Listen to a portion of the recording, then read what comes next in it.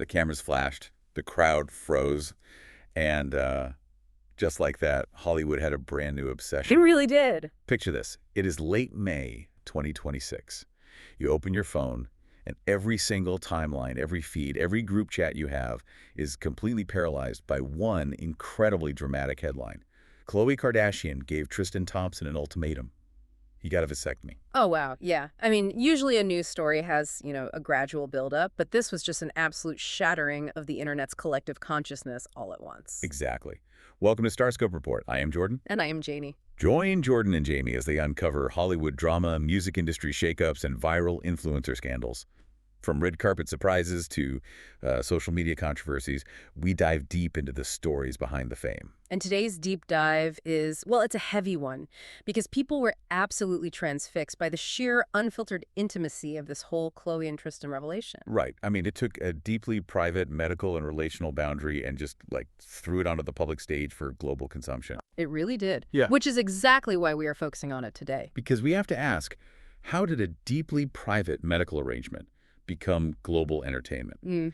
And more importantly, what does the legality of broadcasting that trauma actually say about our media ecosystem and, our own empathy? Yeah, because we are not just here to rehash celebrity tittle-tattle. Our mission today is to unpack this viral moment through the lens of academic research on media ethics. Right. Media ethics, press self-regulation, and the profound psychological toll that this level of scrutiny takes on celebrity families.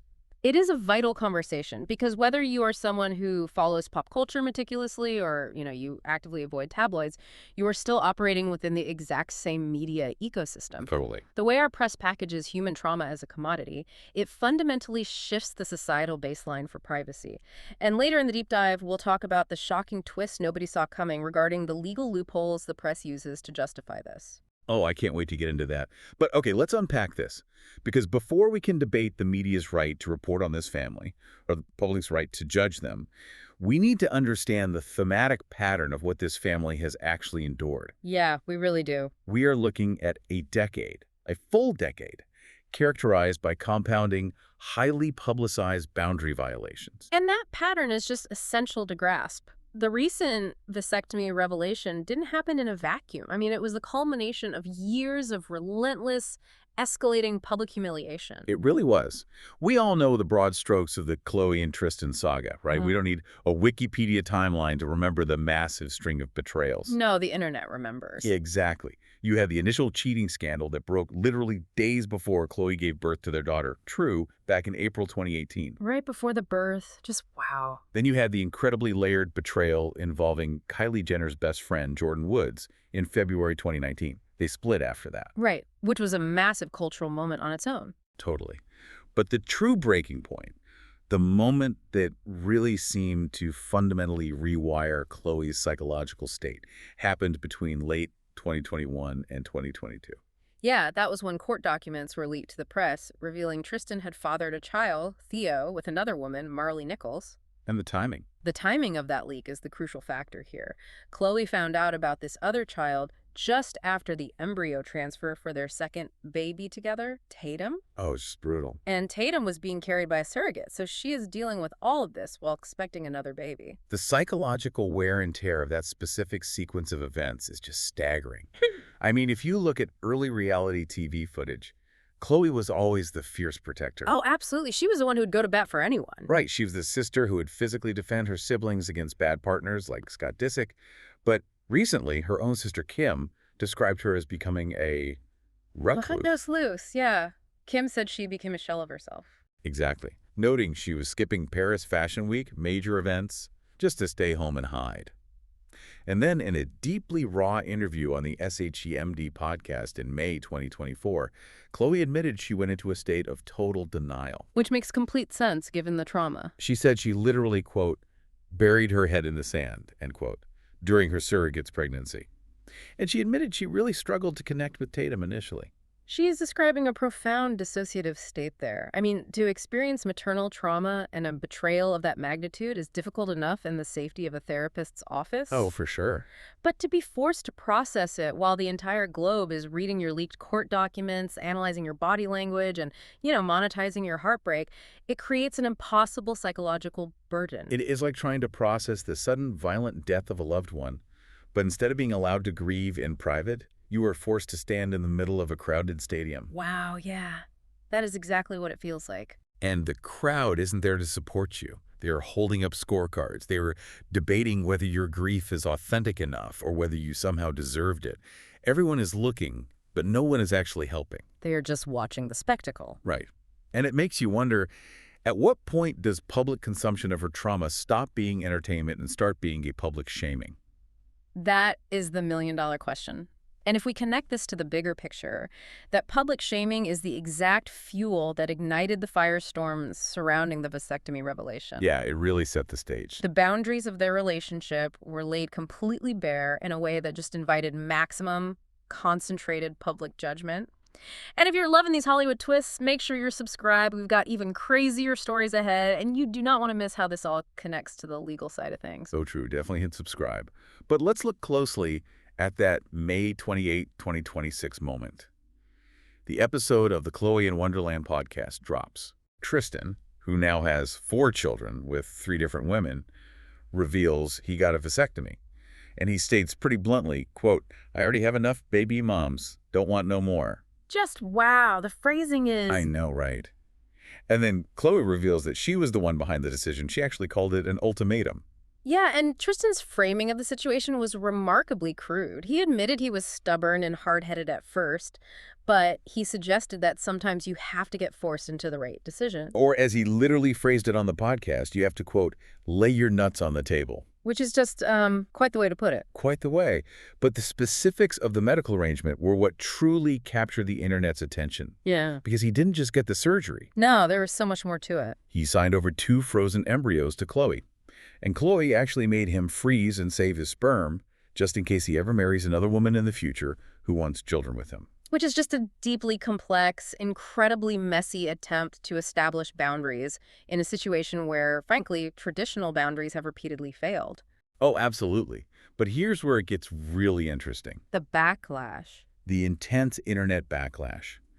The public reaction to Khloe trying to establish those boundaries was utterly vicious. According to the sources, fans on X, formerly Twitter and Reddit, completely tore her apart. Yeah, the comments were just brutal. They accused her of having, quote, low self-esteem energy. They claimed she forced a medical procedure on her ex to stop him from getting other women pregnant rather than just simply walking away. Some users even brutally suggested she needs therapy, not a podcast. Which is such a harsh judgment to throw at someone navigating that situation. It is.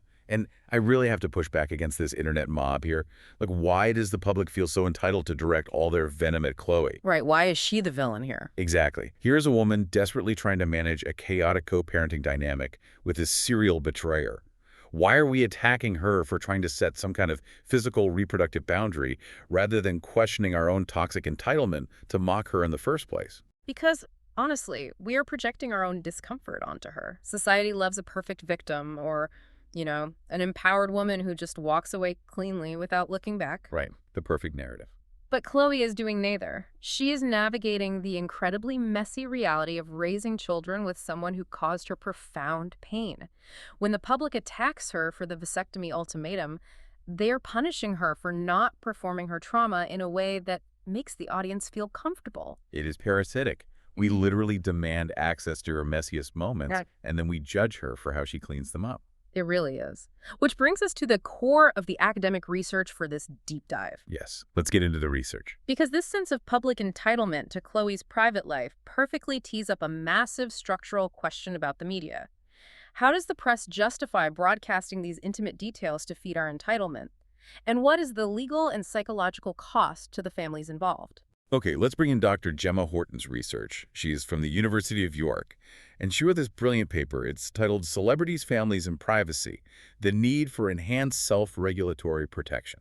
It is a fascinating read. It really is. She starts with a foundational premise that I think we often forget, which is simply that Media outlets are businesses. They rely on scoops and clickbait to survive economically. Exactly. To remain commercially viable, publishers must capture attention, and human trauma is, without a doubt, the most reliable attention grabber in existence. Sad but true. But Dr. Horton's paper highlights the intense tension within press self-regulation. Specifically, she focuses on the UK's Independent Press Standards Organisation, or IPSO. Right, IPSO. And this is in the wake of the Leveson inquiry. Okay, so I know Dr. Horton mentions the Leveson inquiry, which was that massive fallout from the British press phone hacking scandals years ago. Yes, exactly. But how does a decade-old investigation into journalists hacking voicemails connect to the legality of writing about reality TV stars today? Like, what's the link? Well, the Leveson inquiry wasn't just about phone hacking. It was a total top-to-bottom audit of the culture, practices, and ethics of the press. Okay. It exposed how completely ruthless tabloids had become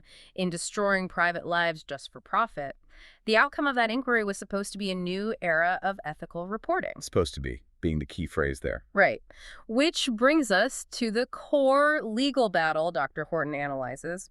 It is the tension between Article 8 and Article 10 of the European Convention on Human Rights. Okay, let's break those down. What is Article 8? Article 8 is the right to respect for private and family life.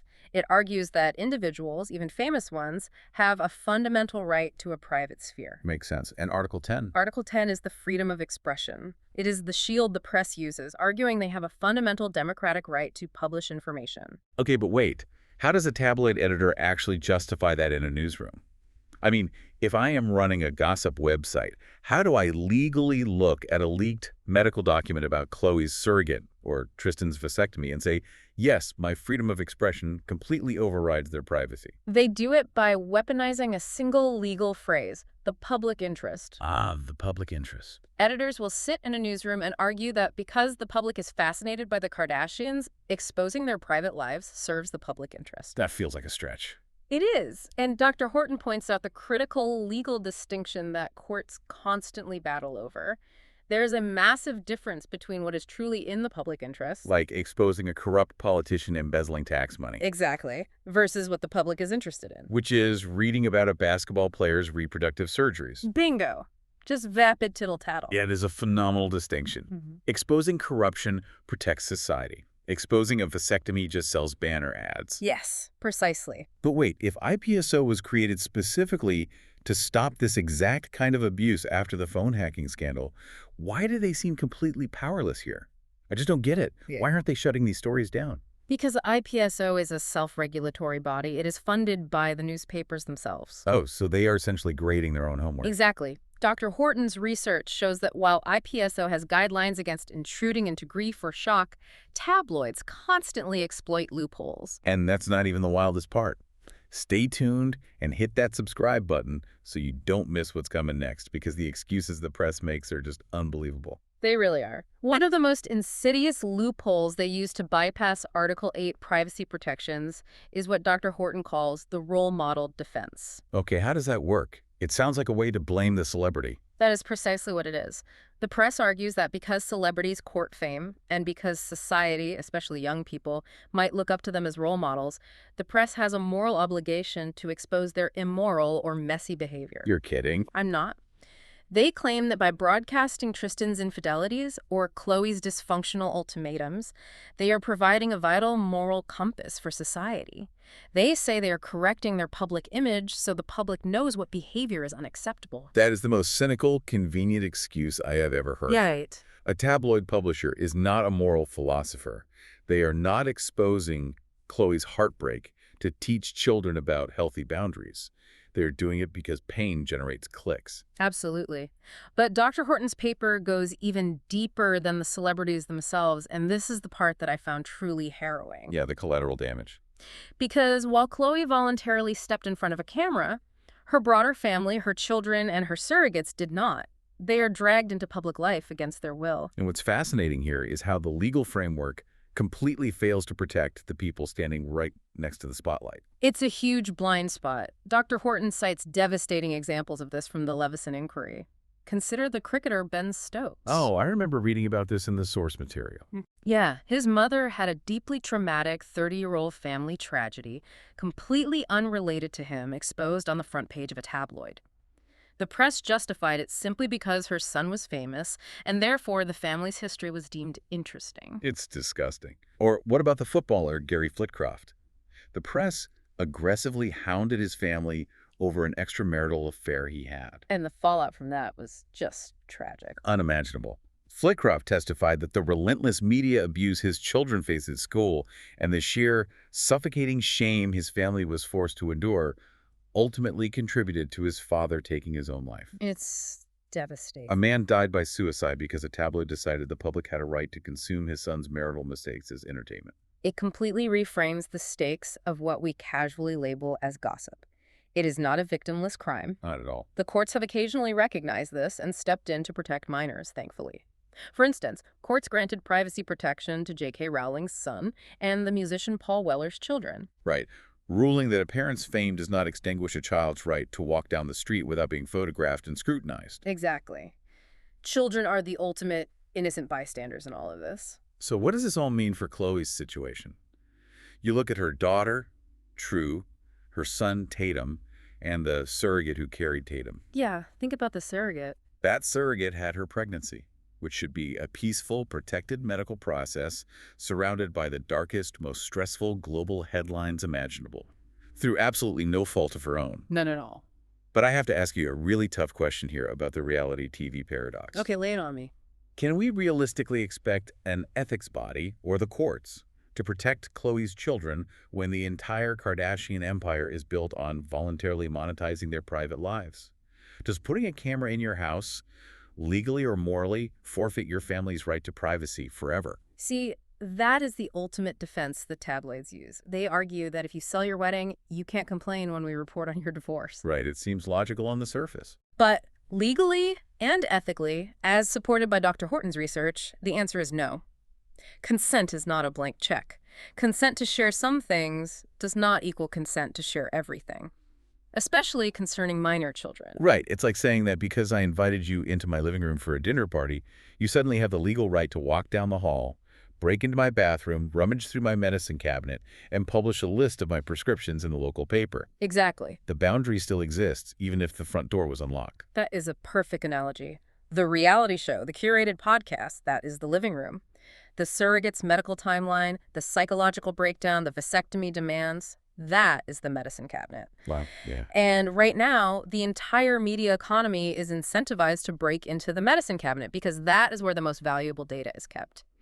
Dr. Horton argues that self-regulatory bodies like IPSO need to explicitly offer enhanced protections not just to the celebrities, but to the adult family members and minor children who are dragged into the crossfire. Because the harm done to a mother, a father, a sibling, or a surrogate is just as profound, regardless of the celebrity's original consent to fame. Absolutely. It really brings this entire conversation full circle. I mean, we started today with a sensational, highly memeable quote about laying nuts on the table and a vasectomy ultimatum. It sounded like the ultimate trashy reality TV punchline. It really did. Huh. But when we actually took the time to unpack it, it revealed a profoundly heavy narrative.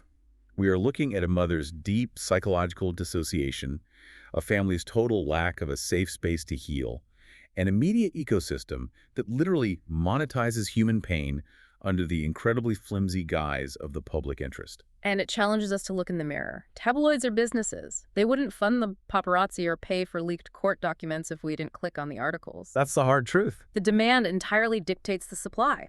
The media breaks into the medicine cabinet because we're the ones buying the prescriptions. Exactly. So to you listening right now, here's my ask. The next time you find yourself doom scrolling through a celebrity gossip timeline, or you catch yourself reading the sordid details of a messy public breakup, just pause for 1 second. Just take a beat. Consider the unseen collateral damage. Think about the children, the aging parents, the ex-partners, the surrogates, the human beings who are caught in the crossfire of our collective curiosity. Because the internet is a permanent ledger, the stories we consume as fleeting entertainment today become the unalterable historical record of these families' lives tomorrow. And that leads me to a final thought I want to leave you with, something for you to mull over on your own long after this deep dive ends. We know that digital archives is permanent and unerasable. When True and Tatum grow up, they are inevitably going to gain access to that archive. They are. It's unavoidable. They're going to be able to read every vicious comment, every mocking headline, every meme made about their family's deepest, most painful struggles. When that day inevitably comes, will society look back at our voracious consumption of this content as just harmless pop culture gossip? Or will we be forced to recognize it as a massive, systemic failure of basic human empathy? It is a question that requires us all to evaluate our own media diets. You've been listening to Starscope Report, where Jordan and Jamie uncover the stories shaping Hollywood, music, and pop culture. Thanks for tuning in, and don't forget to subscribe for more stories that keep the stars shining.